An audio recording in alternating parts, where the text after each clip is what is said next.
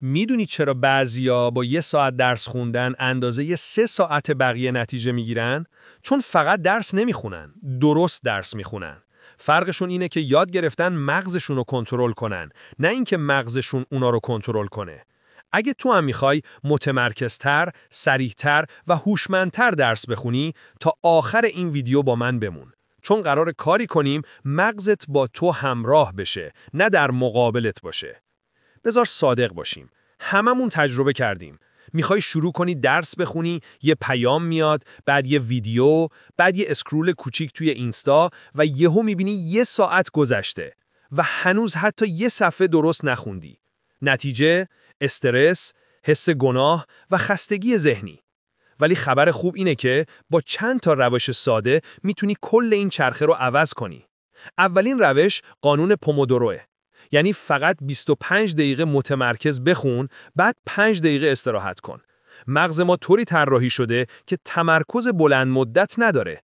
اما وقتی بدونی فقط 25 دقیقه قرار تمرکز کنی، ذهنت همکاری میکنه.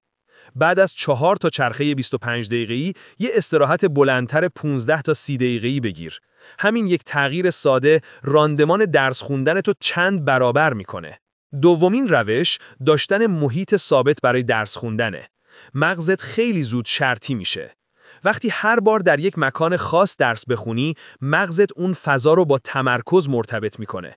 یعنی به محض نشستن پشت اون میز، حالت تمرکز خود به خود فعال میشه. پس یه جای خاص انتخاب کن، حتی اگه یه گوشه کوچیک از اتاقته، و فقط اونجا درس بخون.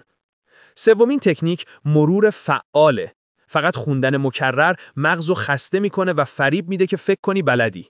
در عوض بعد از هر بخش از خودت سوال بپرس، خلاصه بنویس یا مطلب رو با صدای بلند توضیح بده.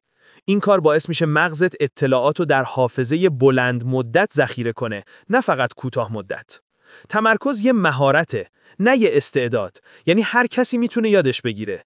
فقط باید هر روز یه ذره بهتر از دیروز باشی. نذار حواس پرتیای کوچیک از آینده بزرگ دورت کنن. حالا نوبت توئه. از امروز این 3 تا قانون رو اجرا کن. 25 دقیقه تمرکز، مکان ثابت و مرور فعال. قول میدم بعد یه هفته تفاوت رو حس کنی.